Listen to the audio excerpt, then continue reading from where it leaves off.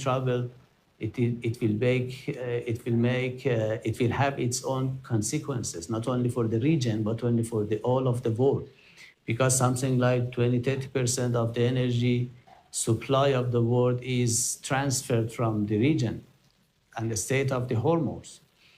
Alright, wetwogerera ssaawa zino eno ambassador wa Iran mu Uganda avuddeyo n'asaba His Excellency Yoweri Kaguta Museveni obuyambi butya ogenda kubeera nga obinyonyoka mu vidiyo eno mu maaso awo. Ate obutambi bwa General Boutique ng'ono wa National Unity Platform ate mulowooza aba NRM tebabutadde mu maaso awo nabo nsobodde okubeera nga mbakuleetera. Vidiyo eno egenda kuba mpanvu, njagala ogiwa obudde naddala gwe munankyukakyuka naddala gwe Munnayuganda ali eyo agoberera eno channel naye nga tetunnagendayo nyongera n'okujjukiza vidiyo eno soko jimpereka like bw'oba omaze subscribing weggate ku mukutu gwaffe guno. Olunaku olwaleero nga bwe nkugambye omukulu amanyikiddwa nga ambassador wa Iran yavuddeyo bambi kirabika ekiri mu ggwanga lye Iran kitokota si kisaanikire. Yavuddeyo n'asaba Uganda n'agamba nti ne Uganda weba esobola okuyamba Iran mu ngeri yonna bambi n'egisaba ekole ki esobole okubeera nga eyamba Iran oba esobola okwogera ne Donald Trump oba esobola okukola ki kitegeeza ki bano basajja ebyaddala abatandise dda okutya. Bano bennyini njagala nkubuulize gwe munankyukakyuka gwe Omunnayuganda aliyo olowooza Uganda esobola okuvaayo n'enuma pini oba n'emmira pini n'esobola okubeera nga eyamba Iran oba tulina capabilities ezisobola okuyamba Iran? By the way, Uganda esobola okuyamba Iran mu ngeri ki? Esobola ogisindikira emmere, esobola okugisindikira ebintu byebikozesebwako ebyo bikolebwa wano mu Uganda, naye olowooza America is ready to let things from Uganda to Iran? Jjukira bulungi zirina okuyitira mu ki? Azirina okuyitira ku mazzi. Ate n'Abannayuganda abamu mu maaso awo mbakuletedde ate abavudde Iran. Soko labe omukulu ng'akunyonyola owa Iran engeri gy'ayagala Uganda emuwemu obuyambi. Tumali tweyongereyo. Particularly Uganda, in its capacity as the head of this bloc, as the NAM, to speak out against this act. This war does not just hurt Iran. It threatens the peace and security of the entire world. Olutalo luno luviiriddeko amafuta katale k'ensi yonna okutandika okulinnya ebbeeyi olwa Iran okuggalawo akagolomolo ka Hormuz, amafuta kumpi agasaasaanira ensi yonna we gayitira. Uganda nayo amafuta egajja mu kyondo kya Buwarabu nga kati naye eri mu kutya nti mu bbanga ttono yanditunula ebiriroliro ng'amafuta gafuuse otufuta. Omubaka aliko byatutangaazizza ku nsonga eno. Before we have been negotiating with this with the US or with the Europeans sometimes, we were noticing them that if you will make any trouble, it will have its own consequences, not only for the region but only for all of the world, because something like 20-30% of the energy supply of the world is transferred from the region and the state of the Hormuz. You know, while they are using the facilities in the region against our country, we have to prevent it. We have to prevent the use of the facilities against our country. Therefore, this is very obvious that we will defend ourselves. While we are defending ourselves, this will have its own impact on so many things, including energy of the world and supply of the energy to the world. Alright, ebyo nga tubitedde ku mabbali wali Abannayuganda abasobodde okubeera nga basimatuka Iran era ne basobola okubeera nga bakomyawo gavumenti ya Uganda. Omukulu Balamu yabadde wankizo nnyo mweno program. Wano wennyini wenjagala nkubuuze gwe Munnayuganda gwe munankyukakyuka ali eyo olowooza ebyaddala kino kyabadde staged oba plan. Mujjukire bulungi Uganda is one of those countries in Africa abasobodde okubeera nga evacuatinga abatuuze baayo okuva Iran. Batya teri amanyi bagamba bayitidde Turkey ne basobola okubeera nga balinya ennyonyi esobola okubeera nga bayisa Europe mpaka mu Uganda awo wennyini ffe ebisingawo tetwasobola okubeera nga tubimanyi. Njagala also kuplayingira Bannayuganda babaddeyo ongambye byaddala kino kyasobose batya Balamu yasobodde batya okubeera nga ajja abantu Iran. Mujjukira bulungi airspace ezisinga bamaze dda okubeera nga bazigala. Kitegeeza bano abasajja ebyaddala bakozeseza intelligence ey'amaanyi okugyayo bano Bannayuganda ababadde stranded wali Iran. Sokolabe video tumetweyongere that have been used, deployed to coordinate the return of our students, beginning from our embassy in Tehran, Ambassador Twa Matata, and the officer here, Oscar Edure, and then the embassy in Turkey. Our PS, our permanent secretary, went to Tehran not long ago and met most of you students and spoke to you. We didn't know this would happen, but when it did, he acted very fast so that you are able to return. We appreciate all the efforts of those who participated in your return. We welcome you home. On Saturday, 28th of Feb, that's when the war broke up, and we found means of how we could leave Iran because it was no longer safe for us.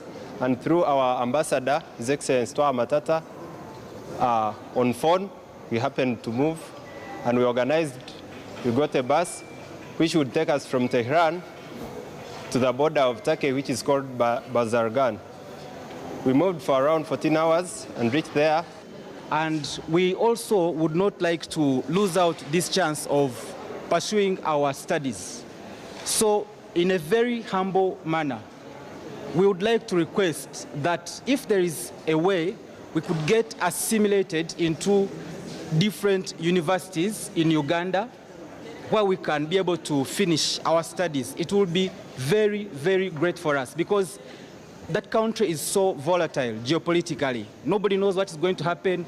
When the last war happened, we thought, okay. Alright, ebyo nga tubitadde ku mabbali nkugambe His Excellency Robert Kyagulanyi Bannabasajja left right to the center bagezaako okubeera nga aba mukakanya wansi naye ndowooza Katonda yakyamukuumye wonna waali ndowooza olunaku lw'ejjo mwasobodde okubeera nga mulaba biki ebyatuuseewo ku kitebe kya National Unity Platform Solidarity agamba n'obuvumu abwabaddewo mu bungi nnyo abaana basobodde okubeera nga badisplayinga fierce performance fierce speeches wali ku kitebe kya National Unity Platform despite the fact nti Bannabasajja babadde balina plans ezikubeera nga babadde ne plans ez'okubeera nga babayoola naye nga abaana ba NUP nga bamanyi abaana bakumu basobodde okubeera nga bahostinga a successful first conference oba successful first post election conference wale ku headquarters za National Unity Platform. His Excellency Robert Kyagulanyi yasobodde kubeerawo naye yasobodde okubeera nga hawaayo obubaka bwe era basobodde okubeera nga butuuka mu Bannayuganda. Video nagikoze jjo olunaku nalukoze jjo era batasobodde okubeera nga mululaba ndowooza temuli ba subscribers era subscribing obeere nga oliwedde okubeera nga ofuna information hamobudde. Ngenda bakupulengera ino video omukulu Lwamawandas ageza kubeera nga kukakasa nti akatambi obutambi bwa General Boutique yasobodde okubeera nga abutagwa bwagala namba zange ziriyo simbera 373 osobola inbox na WhatsApp olabe ogambe ebyadala yono General Boutique kwe tumanyi waba n'abasajja ba NRM oba abagonzi ba NRM bagezaako okubeera nga basabotaginga erinnya lya National Unity Platform kubanga bino byonna engeri gye bitambulamu bali mu kubeera nga babiteeka ku kitebe kya National Unity Platform. Ngenda bampulenge ino video soko girabe omala otugula ebyozo by'omu comment section olowooza yeye oba si yeye. Assalamu alaikum warahmatullahi wabarakatuh. Yenze Haji Aruno omusomi w'edduwa asangibwe Bulumagi ku luguudo lw'Ejjinja nkola ku bintu ebyenjawulo ng'emuli endwadde zitawaanya abantu ababulijjo nkola ku abo bonna abalina ebizibu mu mukwano bw'oba olina ebizibu mu mukwano jangu gyendi neeyonera nsobole okumalira ensonga nkola ku mikisa egy'emirimu nkola ku abo abaagala okugenda ebweru muntu nk'okozesebwa amajiini okozesebwa saitran ebyo byonna mbikolako osobola okukozesa ennamba z'olaba ku screen oba okuweereza obubaka ku WhatsApp. Nabadde sinnatuusa kuta butambi obwo era butadde onkoze bubi kuba nali nakuwaako kulaba mbadde nina olunaku lw'enninza obbuta naye onkoze bulutiki nagamba nina obusolo bwongo owakana nakugamba akana kaliko omufuli nakugamba bulutiki ng'owakana breaking news ayagala obutambi bwa bulutiki nkutestingako kati check 1 tukatikati kubona asazeewo okubuta kati kambuteere ddala mwe bafutu soja nabagamba mbalimu nga ntunu kati bulutiki nagamba nenkugamba nina obutambi bwongo owakana nenkugamba nina obutambi bwongo owakana nenkugamba nina obutambi bwongo owakana kati yesaawa njagalayo omu gwe ngendo buwa sigenda buga bakuba mujja twala mujja njagala ine simu bbiri tuli mu kisibo sebo lifutu soja kale kakife ngambutadde leka kife ngambutadde njagala ine simu ey'okubiri gwagenda okunyamba obugaba mbuwe gwo busaasaanyi nze nja busaasaanya kiro njagala ine simu ey'okubiri nga gwa agenda osoma ennamba bakuteereko message ogende ng'owa buli omu njagala yine essimu eyo Sudidoni yine essimu ey'okubiri kati ogenda soma ennamba Bulutiki nakugamba